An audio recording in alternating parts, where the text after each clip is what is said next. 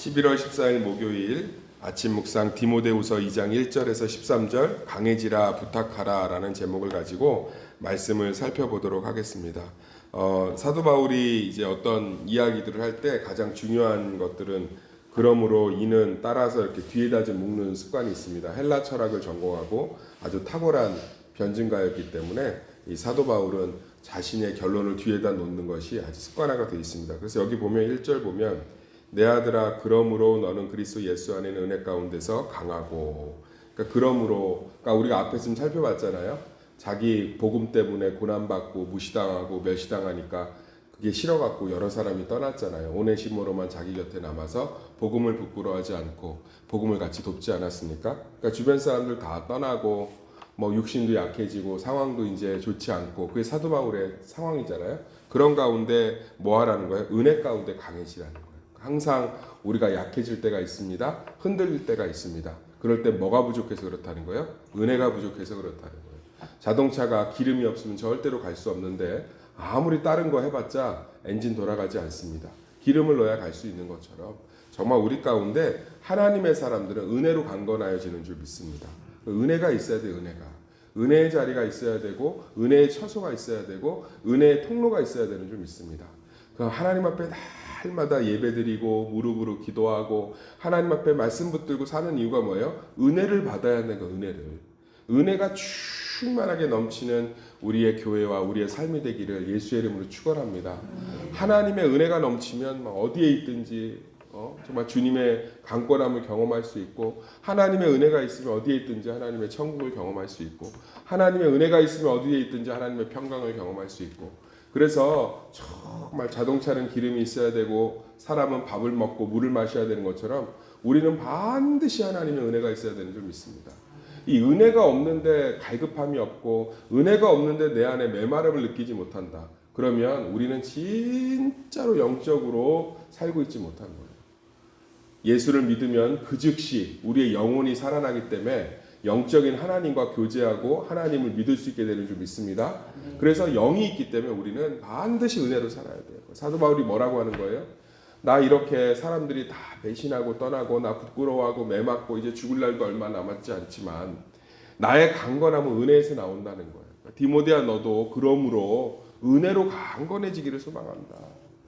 디모데야 뭐 노경 같은 걸로 강해지는 게 아니다. 너를 지지하는 사람들로 강해지는 게 아니다. 은혜로.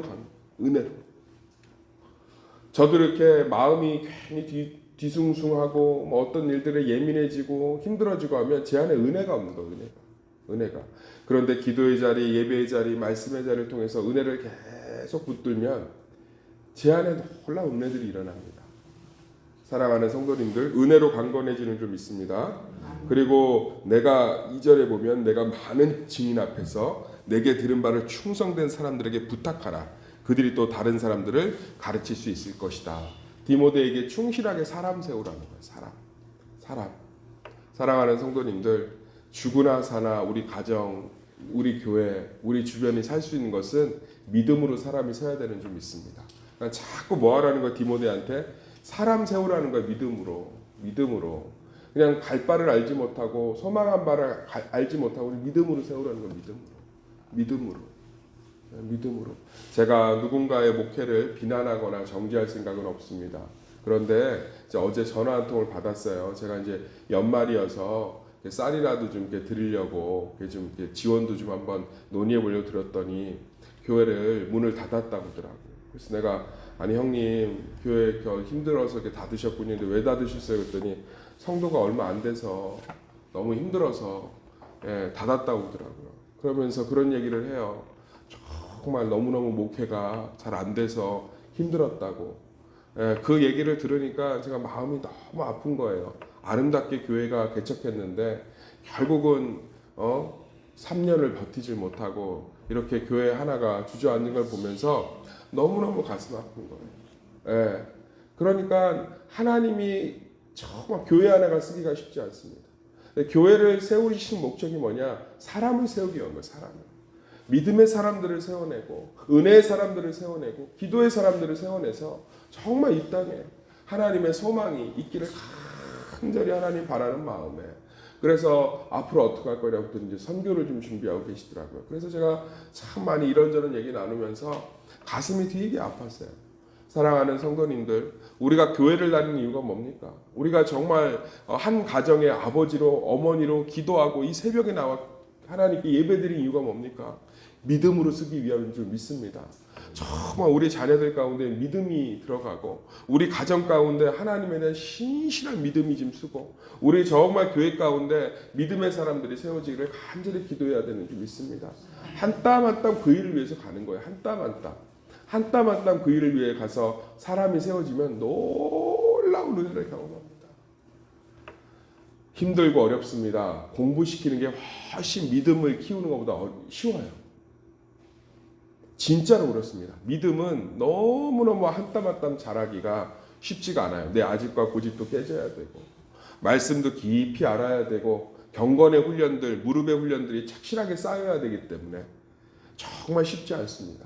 그러나 우리 가정과 자녀와 삶의 목표가 문제 해결이 아니라 믿음이 자라는 것이 되기를 간절히 소망합니다. 저는 목회를 하면 한 3년에서 5년을 고생합니다. 3년에서 5년을 고생하고 나면 뭐 정말로 너무너무 풍성한 은혜들을 누립니다. 왜냐하면 3년에서 5년 진짜 뭐가 빠질 정도로 사람을 키워요. 열심히 믿음으로 양육합니다. 막 진짜 몸부림치면 그러면 누룩처럼 한 사람 한 사람들이 서요.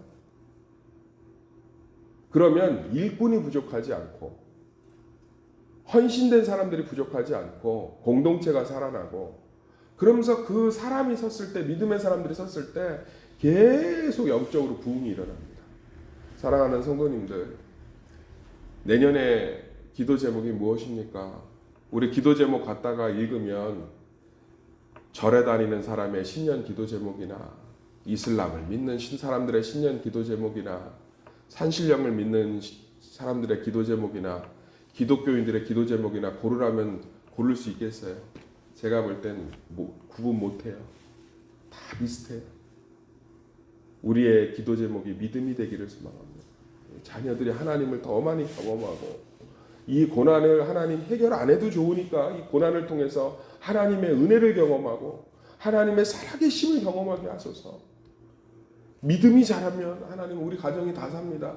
이런 믿음으로 사람을 세워가시기를 예수의 이름으로 축원합니다. 그러면서 복음을 위해 고난을 받으라고 그러죠. 예, 믿음으로 세워가는데 정말 예수 그리스도의 복음을 지키고 그것들을 실천하고 붙드는 것이 쉽지 않아요. 오죽하면 예수님 뭐라고 합니까? 많은 사람들이 가는 길이 아니라 좁은 길이라는 거예요. 좁은 길. 많은 사람이 다니지 않는. 사랑하는 성도님들, 그 수고를 아끼지 않기를 간절히 소망합니다. 신앙생활을 한다는 건 수고로운 것이에요. 신앙생활을 한다는 건 수고로운 것입니다. 그러나 그 수고가 의미가 있는 것은 11절에서 13절이죠. 하나님이 미쁘시기 때문인 줄 믿습니다. 미쁘다는 게 뭐예요? 신실하다는 거죠.